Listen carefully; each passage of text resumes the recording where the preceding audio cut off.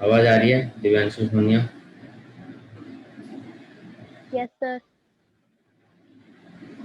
अच्छा, अभी कनेक्ट नहीं हो रहा है हमसे।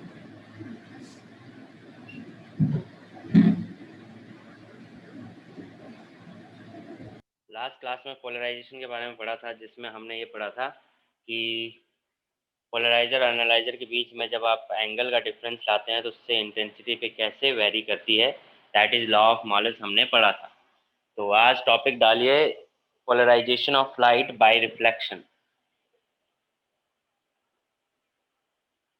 Polarisation of light by reflection. तो polarization of light by reflection में क्या है कि जो रिफ्लेक्शन के थ्रू जब लाइट रिफ्लेक्ट होती है किसी रिफ्लेक्टिंग सरफेस से, तो जो रिफ्लेक्टेड लाइट है या रिफ्लेक्टेड रे है वो कंप्लीटली पोलराइज्ड लाइट होती है। ठीक है, तो इसमें लिखें when unpolarised light is reflected from a surface, when unpolarized light is reflected from a surface,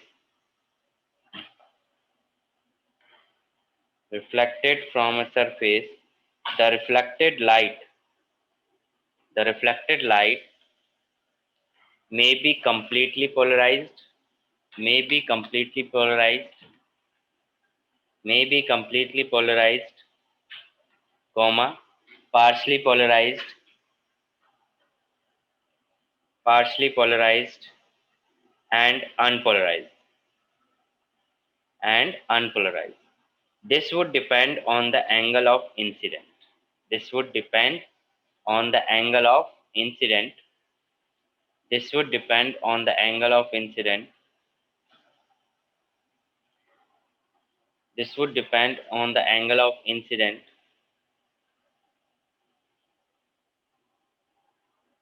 ठीक है, तो जो लाइट है जब वो रिफ्लेक्ट होती है तो उसमें से जो रिफ्लेक्टेड लाइट है वो कंप्लीटली पोलराइज भी हो सकती है, अनपोलराइज भी होती है और पार्शली पोलराइज भी हो सकती है। बट ये डिपेंड करता है कि वो किस एंगल पे इंसिडेंट हो रही है।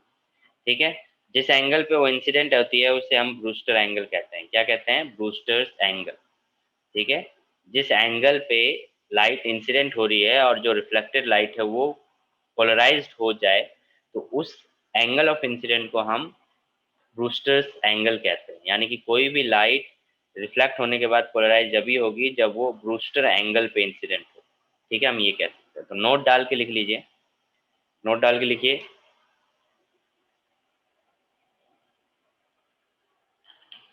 The angle of the angle of incident, the angle of incident at which the angle of incident at which the reflected light, the angle of incident at which the reflected light is completely plane polarized, the angle of incident at which the reflected light is completely polarized, plane polarized, completely plane polarized is called polarizing or Brewster angle, polarizing और Brewster's angle। Spelling जो होगी वो ये होगी, Brewster's angle, Brewster's angle. ठीक है, Brewster's angle. चलते हैं last topic of the chapter, that is Brewster's law.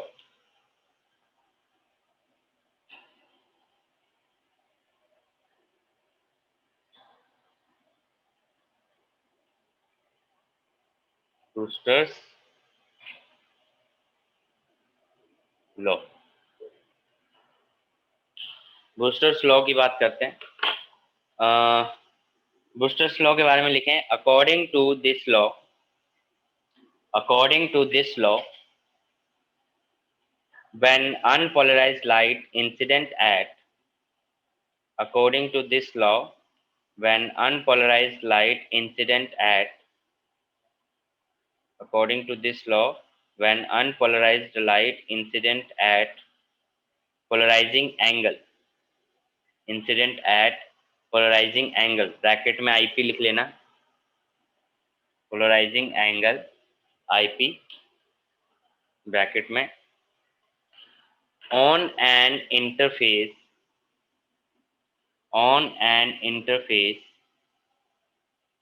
on an interface phase नहीं है, फेस है, ध्यान रखना, interface separating air from medium of on an interface separating air from a medium of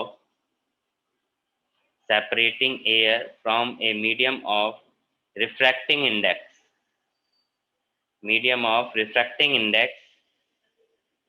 mu refractive index mu then the reflected light is fully polarized ठीक है। तो ये light fully polarised होगी। तो इसका डायग्राम आप लोग बना लेंगे। जैसे कि ये मान लीजिए कोई ग्लास स्लैब है, ठीक है। तो यहाँ पे ये ग्लास हो गया, ये ग्लास हो गया जिसका रिफ्रैक्टिव इंडेक्स म्यू है, ठीक है, एयर के रिफ्लेक्ट में, और ये एयर हो गया। और यहाँ पे क्या हो रहा है कि एक लाइट इंसिडेंट होगी, नॉर्मल बना दिया, तो ये लाइट इंसिडेंट हुई, ठीक है, जो कि क्या है, अनपोलराइज्ड लाइट है। क्या है? अनपोलराइज्ड लाइट है, एक एंगल पे इंसिडेंट हुई, दैट इज IP, ठीक है। ये क्या हो गया, IP एंगल हो गया, ब्रूस्टर एंगल।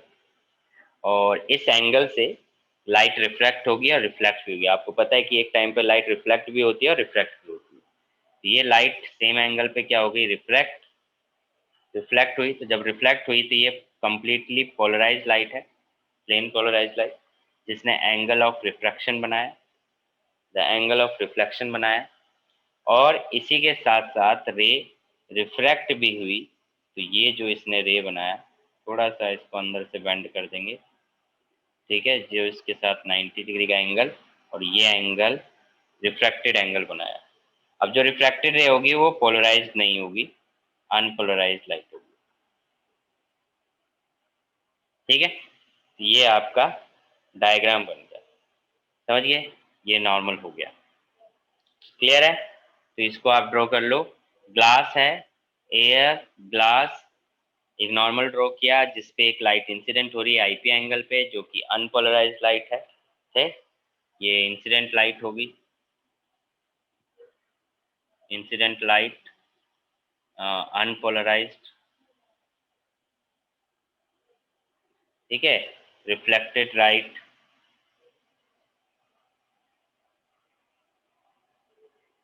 पोलराइज्ड लाइट हो गई, ठीक है। और ये रिफ्लेक्टेड लाइट होगी,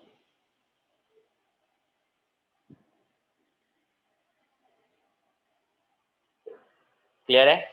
ये रिफ्लेक्टेड लाइट हो गई, ये इंसिडेंट लाइट होगी, और ये रिफ्लेक्टेड लाइट हो गई। तो ये केस है आपके पास। अब इसको जल्दी से ड्रॉ कर लें, फिर आगे कंटिन्यू करते हैं। ड्रॉ कर लो तो बता देना।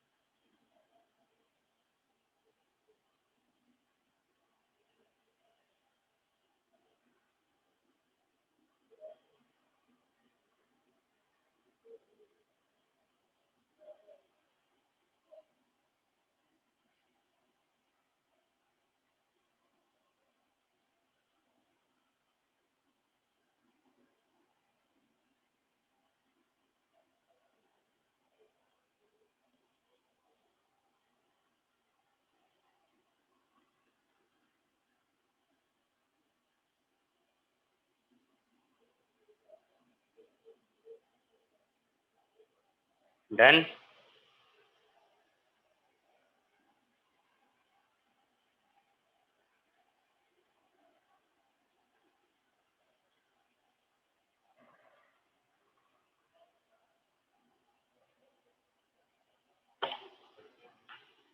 Done Rachit, done.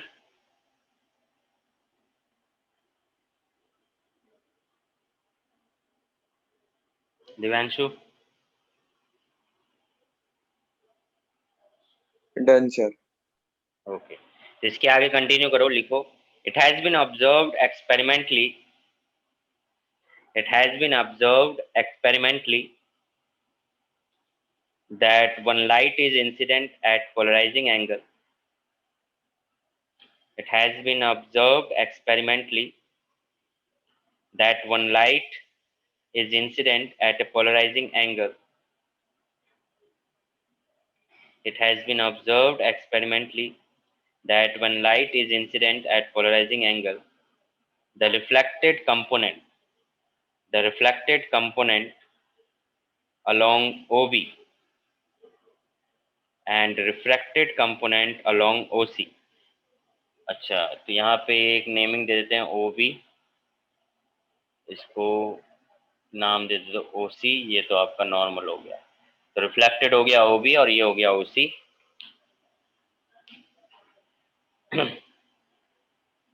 The reflected component along OB and refracted component along OC are mutually perpendicular to each other. ये एक्सपेरिमेंटली देखा गया है कि जब लाइट को रिफ्लेक्ट करवा सरफेस पे किसी पे इंसिडेंट करवाया जाता है, तो जो रिफ्लेक्टेड लाइट और रिफ्रैक्टेड लाइट उनके बीच में ये 90 डिग्री का एंगल बनता है। ठीक है, are mutually perpendicular to each other.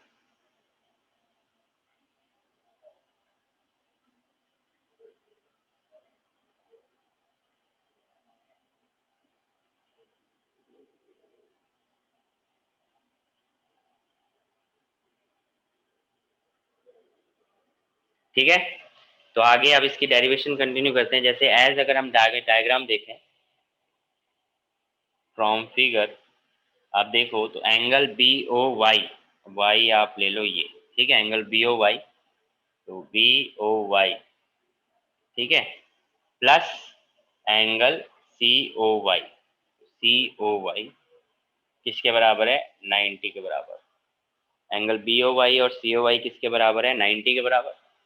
तो 90 के बराबर है तो आप ये कह सकते हो कि ये जो एंगल है बी ओ वाई, तो R plus B O Y किसके बराबर है? 90 के इक्वल है। ठीक है, R plus B O Y किसके बराबर है? 90 के बराबर है। तो अगर बी ओ वाई निकालना है तो 90 माइनस आर हो जाएगा। क्लियर है ये बात? ये बात क्लियर हुई? देवांशु, रचित, सोनिया?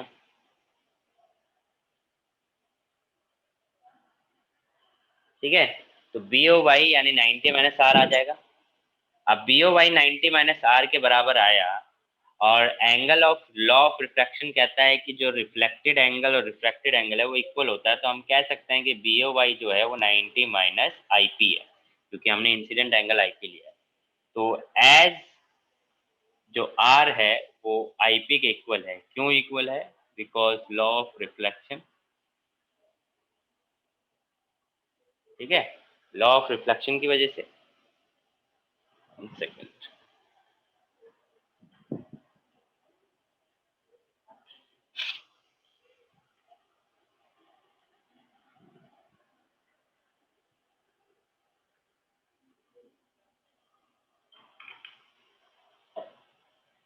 तो R equal to I P है, तो एंगल बी ओ वाई जो है वो हो जाएगा आपका 90 minus I P plus C O Y. इसी तरीके से सी ओ वाई भी क्या है कि एंगल आर और उसके बराबर है, तो आप कह सकते हो कि 90 में से आर को माइनस करूंगा यानी एंगल ऑफ रिफ्रैक्शन, तो वो हमारा सी ओ वाई के बराबर हो गया, और ये हो गया 90 डिग्री। तो आप देख सकते हो, अगर इसको आप देखो तो 180 minus I P plus R is equal to 90।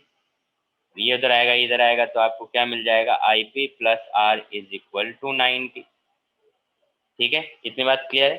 तो IP plus R is equal to क्या मिल गया 90, और angle of reflection is equal to क्या हो गया 90 माइनस IP। क्लियर है? अब अकॉर्डिंग टू स्नेल्स लॉ अगर हम अप्लाई करते हैं, अकॉर्डिंग टू स्नेल्स लॉ, तो म्यू इज इक्वल टू जो होता है वो होता है साइन आई अपॉन में साइन आर। अब एज हमने देख लिया कि जो आई है वो आईपी के बराबर है, और जो आर है वो 90 माइनस आईपी के बराबर। तो यूज करोगे तो म्यू इज इक्वल टू क्या हो जाएगा साइन आईपी अपॉन में क्या आ जाएगा साइन 90 माइनस आईपी। तो साइन 90 माइनस आईपी क्या होता है, यानी कि साइन 90 माइनस थीटा क्या होता है, कौन बताएगा? Rachit? Cos theta. Cos theta. Sine 90 minus theta क्या होता है? कॉस थीटा होता है। साइन 90 माइनस कॉस थीटा होता है, तो हम नीचे क्या लिख देंगे? कॉस आईपी लिख देंगे। क्या लिख देंगे? Cos IP. तो म्यू इज इक्वल टू क्या हो गया साइन आईपी अपॉन में कॉस आईपी। तो साइन बाय कॉस क्या हो गया?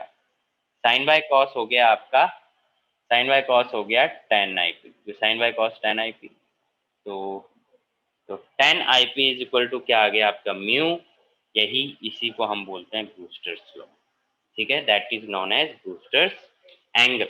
आप ये कह सकते हो ब्रूस्टर एंगल। आईपी आपका ब्रूस्टर एंगल हो गया, और ये ब्रूस्टर लॉ के अकॉर्डिंग आपका एक फॉर्मूला आ गया। क्लियर है? ये इसको नोट कर लेंगे डेरिवेशन को।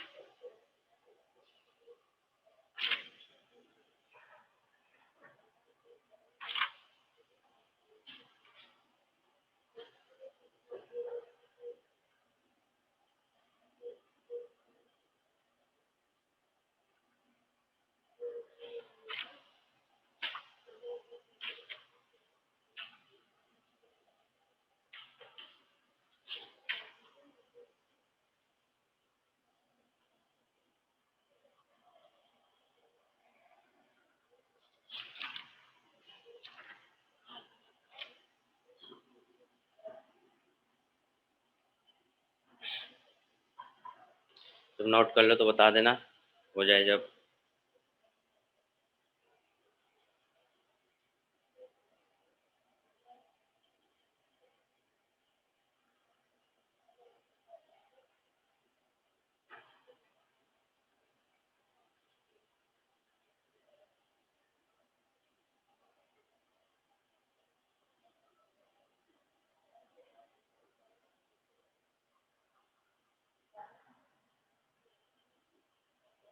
Done sir. डन।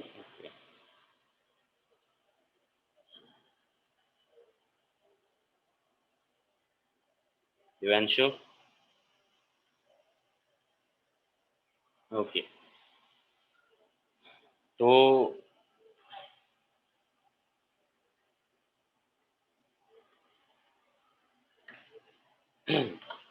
हाँ, चैप्टर इसी के साथ फिनिश होता है। चैप्टर 10 आपका खत्म होता है। इसमें अब कुछ नहीं बचा है पढ़ने लिए। अगर आपको लगता है फिर भी कि सर ये टॉपिक रह गया है, कुछ रह गया है, तो आप पूछ सकते हैं। अब जैसे कि हम जो यूज करते हैं इसमें आप लिख सकते हो, जैसे कि छोटे छोटे टॉपिक्स हैं, जैसे कि आप देखो पोलरॉइड्स। टॉपिक डालो पोलरॉइड्स, POLAROIDS, पोलरॉइड्स।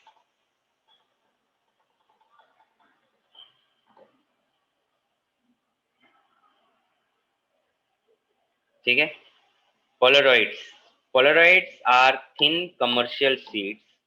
आप लिखिए इसको, polaroids are thin commercial sheets which make use of the property which make use of the property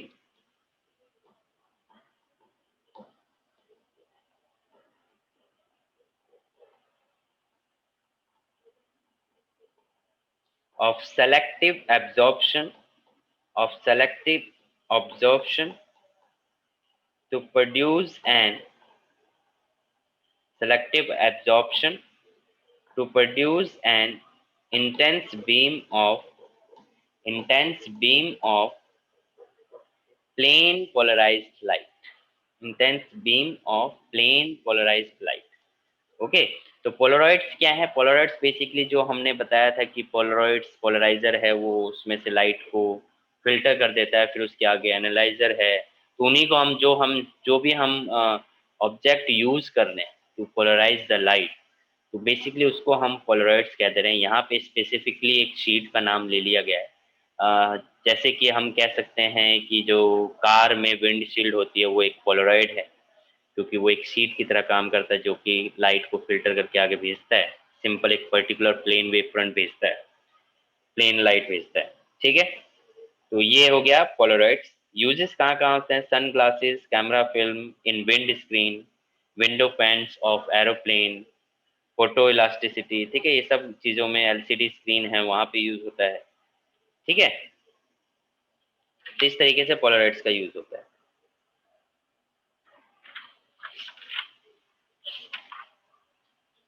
अब कुछ क्वेश्चन कर लेते हैं। क्वेश्चन हम करते हैं पोलरॉइड्स के बीच ऊपर जो अभी हमने फॉर्मूला पढ़ा है। तो क्वेश्चन है, unpolarised light is incident on a plane glass, what should be the angle of incidence to that the reflected rays are perpendicular to each other? So what should be angle unpolarized light? Glass का बोल दिया है और बोल रहा है कि दोनों के बीच का एंगल जो है, what should be the angle of incidence so that the reflected rays are perpendicular to each other. तो यानी कि एंगल आई प्लस आर क्या है? 90 के बराबर है। एंगल आई प्लस आर किसके बराबर है? 90 के बराबर है। तो दैट मीन्स कि आप कह सकते हो कि यहाँ पे ब्रूस्टर लॉ लग सकता है। ठीक है, तो और ग्लास के बारे में बात किया है तो ग्लास का फॉर्मूला रिफ्लेक्टेड एंगल क्या होता है?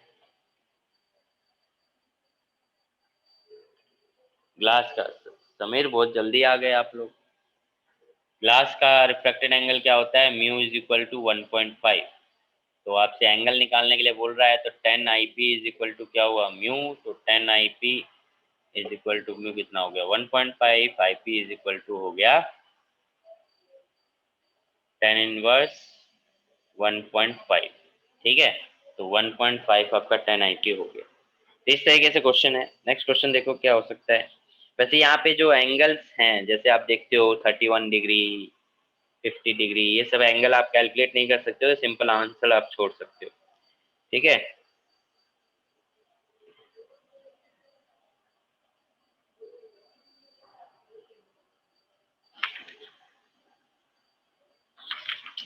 अच्छा इस चैप्टर से आपको कोई टॉपिक दोबारा समझना हो तो आप बोल सकते हैं। लॉ ऑफ मोलस के ऊपर हमने क्वेश्चन किया है, लॉ ऑफ मोलस के ऊपर करते हैं, ये जरूरी है। चलिए, लॉ ऑफ मोलस हमने लास्ट क्लास में करा था, उसके ऊपर कुछ क्वेश्चंस करते हैं। Two polarities are used to study polarization. One of them, the polarizer is kept fixed and the other is analyzer. जैसे कि मैंने बताया था, पहला पोलराइजर फिक्स होता है, उसके बाद एनालाइजर जो मूव कर सकता है। Is initially kept with its axis parallel to the polarizer axis. The analyzer is then rotated through angle of 45 degree, 90 degree and 180 degree. यानी पहले तो पोलराइजर को एनालाइजर के साथ ही रखा गया पैरेलल, फिर क्या किया कि एनालाइजर को थोड़ा सा रोटेट किया गया। ठीक है, तो एनालाइजर को जब आप रोटेट कर रहे हो तो ऐसे में क्या हुआ कि आपने उसको किसी एंगल से रोटेट किया इसके कंपेयर में, तो पहले 45, फिर 90, फिर 180, इस तरीके से हो गया। सो तीन एंगल दे रखे हैं, 45, 90 and 180 degree. How would the intensity of light coming out the analyser be affected for these angles of rotation as compare to the initial intensity and why? ठीक है, तो सिंपल सी बात है, according to law of Malus जब भी analyser से intensity निकलेगी तो वो इंटेंसिटी क्या होगी, उसका जो फॉर्मूला हमने लास्ट क्लास में पढ़ा था, that is I is equal to I not cos square theta. ये फॉर्मूला हमने पढ़ा था। अगर वो एंगल कह रहा है कि थीटा 45 डिग्री पे एंगल जो है वो क्या हुआ है, उन्होंने रोटेट किया है, तो अगर फॉर्मूला अप्लाई करें तो फॉर्मूला इज इक्वल टू कहता है I is equal to I naught cos square 45। अब cos 45 की वैल्यू क्या होती है, इसको आप लिख सकते हो आई नॉट cos 45 का स्क्वायर। cos 45 की वैल्यू क्या होती है, इतना तो आप बता सकते हैं, ठीक है। cos 45 की वैल्यू होती है 1/√2। √2। तो 1/√2 का स्क्वायर करोगे तो 1/2, तो आई इज इक्वल टू क्या आ जाएगा, I0/2। ये इंटेंसिटी आ गई आफ्टर एनालाइजर। फिर एंगल आपको दे रखा है 90 डिग्री, 90 डिग्री पे निकालना है तो फॉर्मूला अगेन अप्लाई करेंगे, I is equal to I0 cos square 90। अब cos 90 की वैल्यू क्या होती है, cos 90 की वैल्यू होती है 0, तो इंटेंसिटी क्या हो जाएगी 0।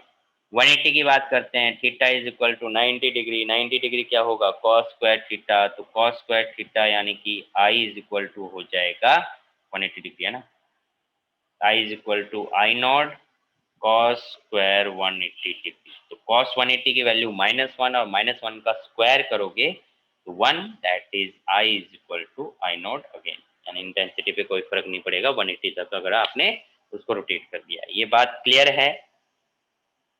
इसके ऊपर क्वेश्चन बहुत आ जाता है लॉ ऑफ मोलस के ऊपर, और कंफ्यूजिंग भी होता है कई बार, आप कंपेयर और आंसर सही नहीं निकाल पाते हैं, तो इसको जरूर ध्यान में रखें फॉर्मूले को, अगर सिलेबस से ना हटा हो तो, ठीक है। मुझे पता नहीं है कि सिलेबस से हटा है कि नहीं हटा है। नेक्स्ट क्वेश्चन देखिए क्या कह रहा है, two polarising sheets have their polarising direction parallel so that the intensity of transmitted light is maximum, ठीक है, पहले पहले रखा। तो what angle must the either sheet be turned if the intensity is to drop by 1/2? कह रहा है कि पहले जो दो शीट थी उनको पैरेलल रखा ताकि जो इंटेंसिटी है वो मैक्सिमम मिले। लेट्स से उनको इंटेंसिटी मैक्सिमम आई नॉट मिल गई। अभी कह रहा है कि जो सेकेंड जो कोई भी दोनों में से कोई सी भी शीट को हम कितना रोटेट करें, कितना एंगल रोटेट करें कि जो इंटेंसिटी है वो I0/2 हो जाए, यानी कि फाइनल इंटेंसिटी क्या मिल जाए आपको, I0/2 हो जाए। तो देखो सिंपल सी बात, फिर अगेन वही सिंपल सा फॉर्मूला अप्लाई करना है लॉ ऑफ मोलस का, जहां एंगल की बात हुई लॉ ऑफ मोलस अप्लाई कर देना है, क्योंकि उसने बोल दिया है कि जो फाइनल इंटेंसिटी है वो I0/2 हो गई, यानी हाफ हो गई है पहले के, ठीक है। लेट से अगर एंगल चेंज नहीं होता, जैसे कि मान लो कि एनालाइजर पोलराइजर भी ऐसे है और एनालाइजर भी ऐसे है, तो दोनों के बीच का एंगल कितना हो गया, थीटा इज इक्वल टू 0। अगर आप लॉ ऑफ मोलस यहाँ से फॉर्मूले को अप्लाई करोगे तो I is equal to I0 cos square 0 degree, cos 0 को वैल्यू होती है 1, तो आई इज इक्वल टू क्या मिल गया I0, यानी कि फाइनल जो इंटेंसिटी आफ्टर एनालाइजर मिल रही थी वो I0 मिल रही, यानी एनालाइजर के बाद जो इंटेंसिटी मिली वो क्या मिली I0। अभी वो कह रहा है कि रोटेट कर दिया तो I0 जो है वो हाफ हो गया, यानी फाइनल इंटेंसिटी जो हो गई वो क्या हो गई, हाफ हो गई। तो फॉर्मूला अगर अप्लाई करते हैं तो एज हमारे पास फॉर्मूला जो है वो है I is equal to I0 cos square theta. तो आई की वैल्यू हो गई I0/2, यहाँ से I0 निकाला cos स्क्वायर थीटा, I0 से I0 गया 1/2 root is equal to cos theta, square हटाओगे और 1 रूट की वैल्यू cos थीटा की वैल्यू क्या होती है, तो इसकी वैल्यू होती है theta is equal to 45 degree, ठीक है। तो थीटा आपका कितना आ गया 45 डिग्री 1/√2, क्लियर है। रचित, Sameer, Sonia, yes sir.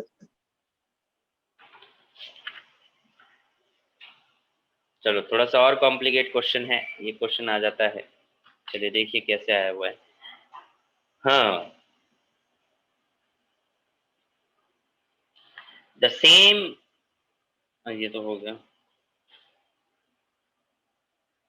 if the angle between the pass axis of polarizer and the analyzer is 45 degree, यानी कह रहा है कि जो पोलराइजर और एनालाइजर के बीच में एंगल है वो 45 डिग्री है।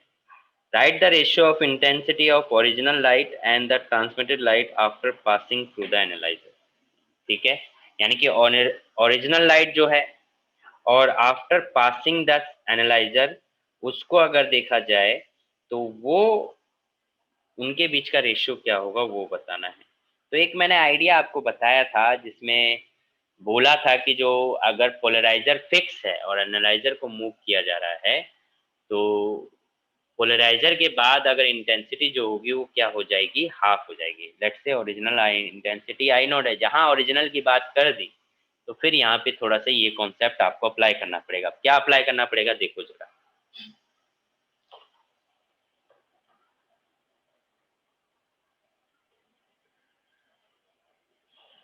बोल दिया रेशियो उसको निकालने की जब भी बात कर दी ना तो इस तरीके से करना पड़ेगा। रेशियो निकालने की बात कर दी है तो आप कह सकते हो कि ये एक्सिस है जिसपे एक एनालाइजर यानी कि ये पोलराइजर है, और इसी के एक्सिस के अबाउट एक एनालाइजर को आपने एक एंगल पे रख दिया है, दैट इज 45 डिग्री। ठीक है, 45 भी बोला है ना, हाँ 45 डिग्री। ठीक है, तो लेट्स से जो ओरिजिनल इंटेंसिटी आ रही थी वो ओरिजिनल इंटेंसिटी जो है आई ओरिजिनल जो है वो आई नोट, आई ओरिजिनल जो है वो क्या है, आई नोट है। तो जब भी पोलराइजर से लाइट निकलती है तो हाफ हो जाती है, that is I naught by to. ठीक है, क्या हो जाती है, हाफ हो जाती है। क्लियर है इतनी बात। अब हाफ हो जाएगी तो अब ये एनालाइजर से बाहर निकलेगी तो फॉर्मूला क्या लगाओगे आप, फॉर्मूला लगाओगे I is equal to I naught by two I naught cos square theta. अब यहाँ पे जो आई नोट होती है वो इससे पहले की इंटेंसिटी होती है ना, इससे पहले की इंटेंसिटी होती है। अब पहले की इंटेंसिटी होती है तो आप क्या करोगे, इससे पहले की इंटेंसिटी होगी तो आप फॉर्मूला क्या अप्लाई करोगे, I naught by two cos square theta, है ना, I naught by two cos square theta. तो अब इसकी जगह पे आपने फॉर्मूला लिख दिया आई इज इक्वल टू ये वाली इंटेंसिटी कॉस स्क्वायर थीटा, ये फॉर्मूला बन गया आपका। ठीक है, तो आई ओरिजिनल यानी इंटेंसिटी ओरिजिनल अपॉन में आई फाइनल, जो फाइनल इंटेंसिटी आई, तो आई ओरिजिनल इंटेंसिटी कितनी है, आई नोट। आई फाइनल जो निकालोगे वो ये रहा, I naught by two cos square 45, theta कितना ले लोगे 45 डिग्री। तो आई नोट आई नोट से आई नोट कैंसिल हो जाएगा, कॉस स्क्वायर 45, तो कॉस 45 कितना होता है, कॉस 45 होता है 1/√2, तो उसका स्क्वायर करोगे तो कितना आ जाएगा 1/2। कॉस 45 की वैल्यू क्या हो जाएगी, स्क्वायर की वैल्यू क्या हो जाएगी 1/√2, तो उसका स्क्वायर करोगे तो हो जाएगा 1/2, ये गया तो 1 में 1/4 आया, यानी कि 4:1, यानी कि 4:1। क्लियर है, तो ये इस तरीके से आप रेशो को निकालेंगे।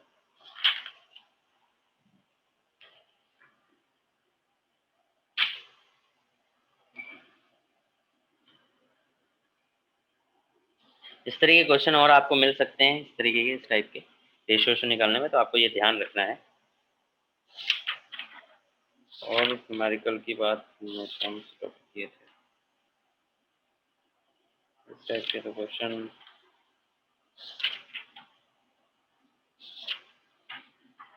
विथ सेपरेशन के हमने नहीं निकाले ना। चलो ये करते हैं क्वेश्चन थोड़े डिफ्रैक्शन पैटर्न पे। कर लिया नोट, क्लियर है। Yes sir. तो क्वेश्चन करते हैं, जरा देखो क्या है क्वेश्चन, हम जरा यहाँ पे देखते हैं। हमने अब हम जो आज क्वेश्चन करेंगे that is diffraction pattern, single slit experiment और फ्रैक्शनल डिस्टेंस के बारे में जो हमने पढ़ा था उस पर थोड़े से न्यूमेरिकल करते हैं। तो क्वेश्चन कह रहा है कि फ्रनहोफर डिफ्रैक्शन फ्रॉम अ यानी diffraction from a single slit of width 1 micrometre, यानी सिंगल स्लिट है और जिसकी डिस्टेंस, स्लिट की डिस्टेंस दे रखी है दैट इज 1 माइक्रोमीटर। यानी क्या दे दिया, ये डी दे दिया, डी की वैल्यू दे दी, दैट इज क्वेश्चन है, और डी की वैल्यू दे दी 1 माइक्रोमीटर, मतलब हो गया 10⁻⁻⁻6 मीटर, माइक्रो की वैल्यू। आगे क्या बोल रहा है, आगे बोल रहा है width of wavelength observed with light of wavelength 500 nanometre, wavelength value दे दी 500 नैनोमीटर, यानी कि 5 इंटू 10⁻⁻, नैनो को आ गया -9 और 2 जीरो गया तो -7 मीटर। ठीक है, तो ये हुआ। आगे क्या बोल रहा है, calculate the half angular width of the central maxima, half of angular width बोल रहा है, तो एंगुलर विथ का फॉर्मूला आपने निकाला होगा अगर याद हो आपको, मैंने बोला था, बताएगा कोई देख के क्या निकाला था हमने एंगुलर विथ का फॉर्मूला, एनीवन, एंगुलर विथ का फॉर्मूला हमने क्या निकाला था।